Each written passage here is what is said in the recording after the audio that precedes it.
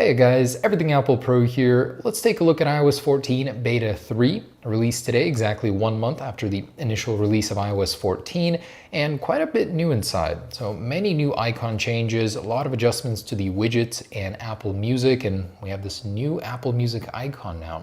So all around, fantastic update. Let's get into it. First and foremost, the issue that many people were experiencing with storage has been resolved, and you'll no longer get a really crammed storage section on your device for whatever reason. That's been fixed. You'll also notice a lot of speed improvements and animation changes in this beta. I won't be covering all of them, but overall Apple has refined the user experience and made it a lot more fluid. So on the home screen, you'll notice that all of the icons are sitting a few pixels lower now, and I'm kidding, obviously you won't notice that. I barely caught that one myself, but yes, Apple has lowered all the pixels and the page dots. So these bad boys now sit a number of pixels lower also, and compared to Beta 2 here, you'll see that they do sit lower, and the actual border surround is now smaller around them. And Apple has now enabled display zoom for iPhones with 5.8-inch displays. This is presumably in order to prepare iOS for the 5.4-inch iPhone. And this is what that looks like compared to stock iOS. So the widgets, apps, everything is zoomed in here. All of the system menus are slightly bigger and more condensed, shaped to fit a 5.8-inch display. Also with system text size at max, you'll notice that many widgets have been adjusted to fit more information in. For example, the files widget up here, going to weather, you'll see that more information has been adjusted to fit in correctly on multiple weather widget sizes. And in the control center, in the home favorites widgets, here in these tiles, you'll notice that the icons have all been shrunk in the individual tiles. So they went large and then back to small size here. And the view within the HomePod settings in Home Favorites is slightly different. So the icon up top is now translucent for HomePod. Same goes for the X icon. And down here, you no longer get this square border around the information. And the text-to-speech interface is now back to the thinner bars from Beta 1. For whatever reason, Apple is going back on several design changes. Now in the emoji search field, Apple has added a timeout function. When selecting an emoji, as you can see that border, it disappears here. Previously, when holding an emoji, you had to select it in order to let go. So a welcome function. And of course, there's that new Apple Music icon, which reminds you of the old iOS 7 to iOS 8.3 days.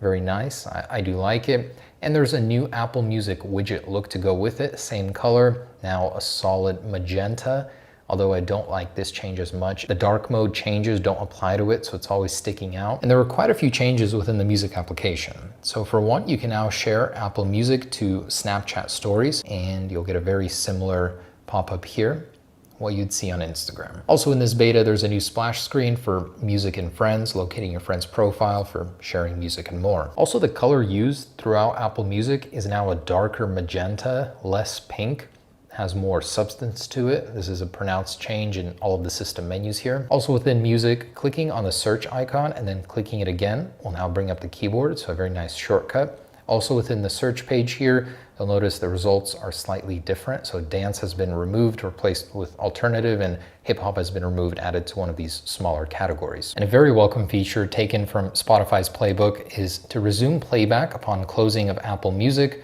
upon reopening it. Awesome, I've been waiting for this for quite some time. As you can see, your position is saved and the music itself. On Beta 2, it just resets to this. So thank you, Apple, for finally adding this one. Also, when haptic touching within Apple Music and then selecting on the search result, notice there's a new animation. It's much different, not so much pop up, more like very subtle. So a lot less going on than in Beta 2. I quite like it actually. And then in here, you'll notice that these buttons are now not highlighted in magenta, so more subtle. Same goes for the More icon on the top right. Also within the Library tab, you'll notice that the text is no longer highlighted in magenta, and there are now icons to the left of all the categories. So actually going into those categories, you'll notice that every single one has a new icon here. Very nice. And Apple has done a ton of work to widgets in Beta 3 here. Going to the widgets page, first off in the search results, you'll notice that the X out icon is now larger, easier to use. Going to the very bottom here, you'll notice there's now an edit icon like there was before. And if you go ahead and enter edit mode, and now on Beta 3, you'll notice that there's a new icon for customize. So this will edit your legacy widgets here. And those legacy widgets now have this darkened platter, which you can use to customize them instead of having to go into edit mode and then clicking edit mode right here. And the clock widget is finally here. So Apple showed this one originally when announcing iOS 14. Now you can add your own, and there were 3 different types to choose from. So for your city, for world clock, and a horizontal world clock like this with slightly more information. And the cool thing about this clock widget is that it'll actually change the coloring inside depending on the time of day. So after sunset, it changes to a dark interior. If I go back to current time, it goes back to white.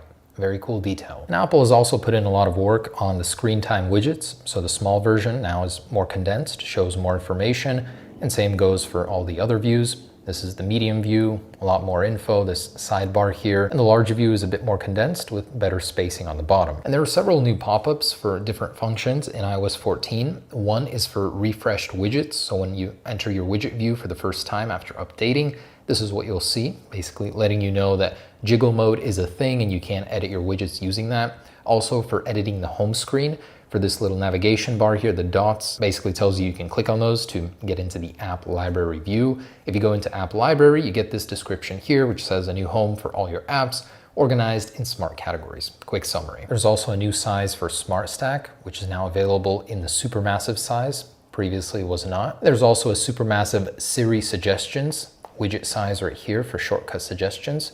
Double the information. Also a feature I missed from the last one, when adding 2 Siri suggestion shortcuts to the same page, even if they contain the same info, iOS will automatically select and choose different icons here. So as you can see in a moment there, you experience that switch and she'll give you different suggestions. The tips widget is now working for me and it'll actually suggest something useful instead of just these dots on beta 2. And when selecting the stocks widget on beta 3, symbol is now the first icon with watch list on the right, so you don't have to go to the very right to get to symbol. Also, when deleting a screenshot in beta 3, you'll get a different interface for it. So Apple brings it down to finger height right here, easier to click. Also that back tap accessibility feature, where by tapping the back of your phone, you can do different things such as bring up the control center.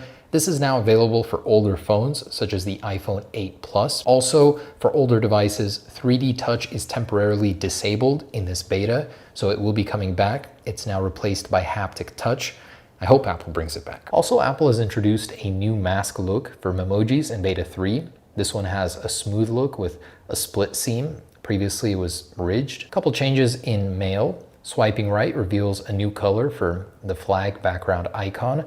Also, when selecting multiple emails, well, now you can select them once again in iOS 14 beta 3, where previously that was not an option. There's also a quickened animation when haptic touching on an email and then jumping in.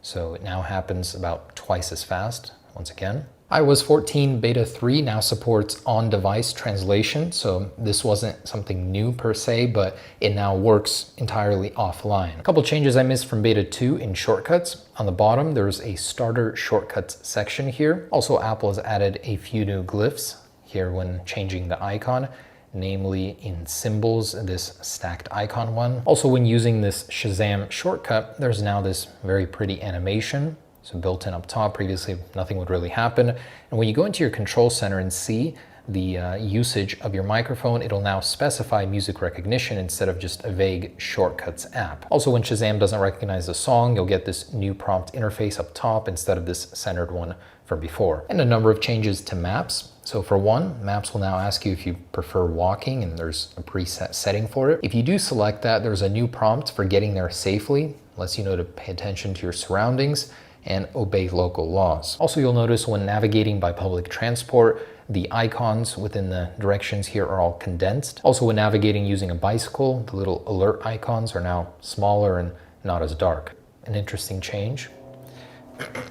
Also in Maps, when haptic touching on the air quality index / weather icon right here, you'll notice the icons are slightly larger, and now the sun sits on the right side, so they've been somewhat mirrored here. In the clock app, when adding a new alarm, it'll now automatically populate the time area, so you don't have to click it to bring up the keyboard. In the weather app, current location is now called My Location to clear up any confusion. When haptic touching on the Photos app, if you have a screenshot in the preview, you'll notice it's now been shrunk, so it's not edge to edge. And when haptic touching an image in Photos, there's now a new option to select it doesn't work, but it's new. Also, when pressing into that photo, there's now a new animation. It's also been shortened, similar to the mail animation.